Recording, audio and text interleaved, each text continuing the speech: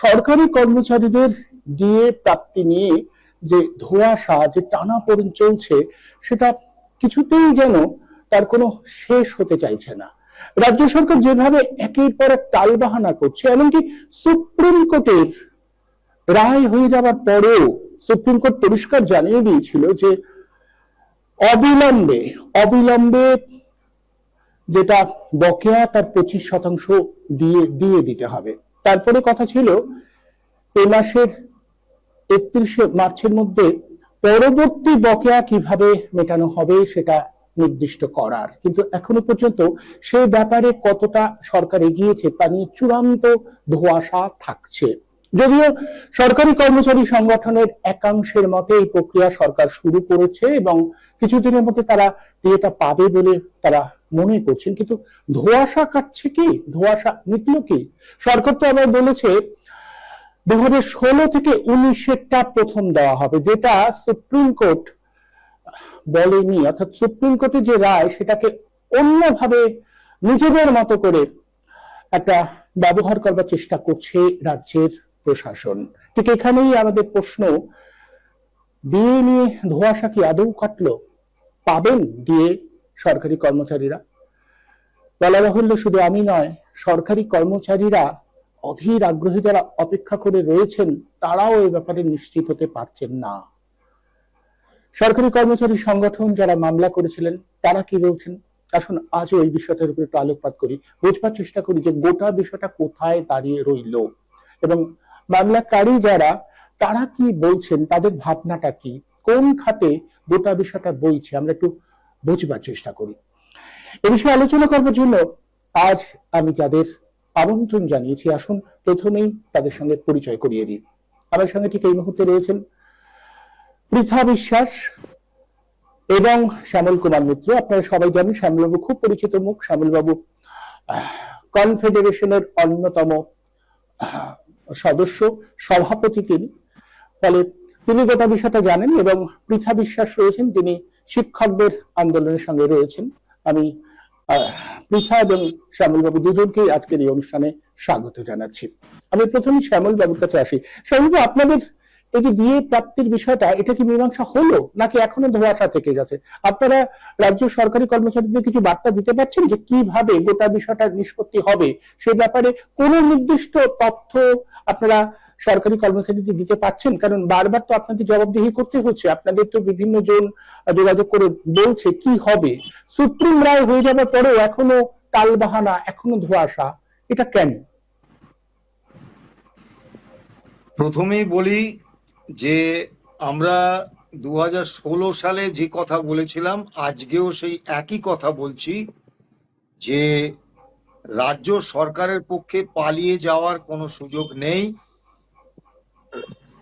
রাজ্য সরকারি কর্মচারী, বোর্ড, কর্পোরেশন, পঞ্চায়েত, পুরসভা থেকে শুরু করে শিক্ষক, শিক্ষাকর্মী, এদের কর্মরত এবং অবসরপ্রাপ্ত কর্মচারীদের রোপা 2009 মেনে এপ্রিল 2008 থেকে ডিসেম্বর 2019 পর্যন্ত বকেয়া ডিএ রাজ্য সরকারকে দিতে হবে। এ ব্যাপারে আমাদের মনে কোনো সন্দেহ, কোনো দ্বিধা, কোনো দ্বন্দ্ব নেই। এখন সমস্যা হচ্ছে যে আমাদের রাজ্যের chief political executive Mamata Bandyopadhyay, তিনি মাঝে মধ্যেই আমাদের দিকে একটু লোফা বল ছুড়ে দিচ্ছে যাতে আমরা প্ররোচিত হয়ে ছয় মারি। তো উনি নিশ্চিত থাকতে পারেন আমরা কোনোভাবে ওই লোফা বলে ছয় মারতে যাব না।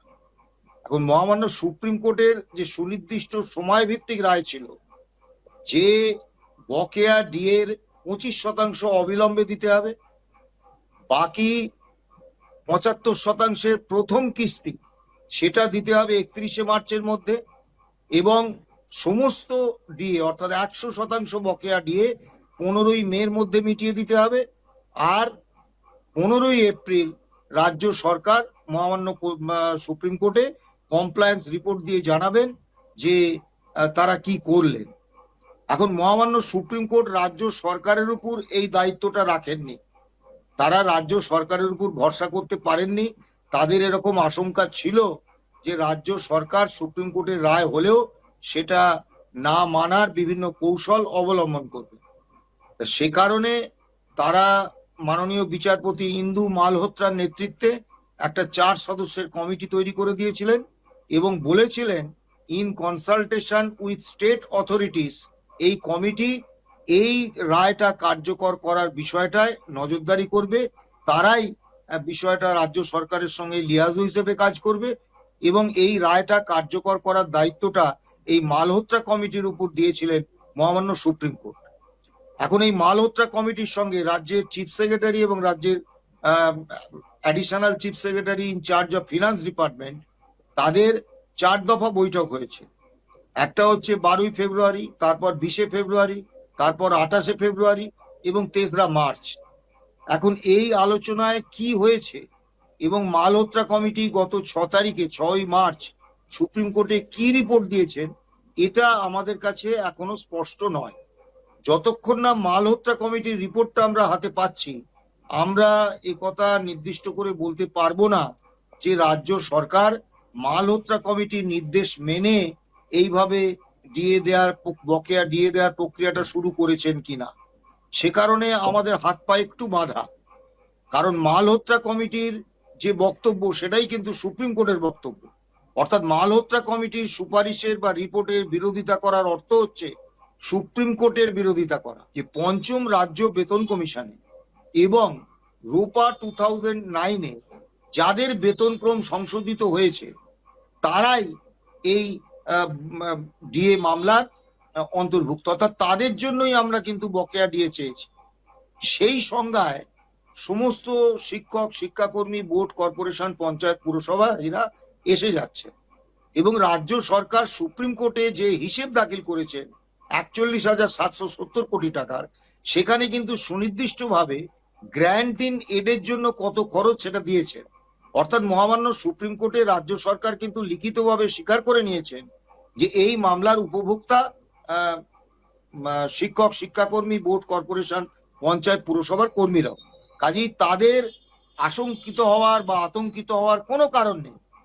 কিন্তু সরকার যেটা করেছেন একটা বিভাজনের খেলা খেলে দিয়েছে। সেটা কি, তাদের জন্য বলেছেন যে এদের বিষয়টা সংশ্লিষ্ট অ্যাডমিনিস্ট্রেটিভ ডিপার্টমেন্ট অর্থাৎ শিক্ষক, শিক্ষাকর্মীদের ক্ষেত্রে শিক্ষা দপ্তর, আবার পঞ্চায়েত কর্মীদের ক্ষেত্রে পঞ্চায়েত দপ্তর, এরকম বিভিন্ন অ্যাডমিনিস্ট্রেটিভ ডিপার্টমেন্ট তারা আলাদা করে মোডালিটিস ঠিক করবে, সেটা অর্থ দপ্তরে পাঠাবে এবং অর্থ দপ্তর সেই মতো অর্ডার বার করবে।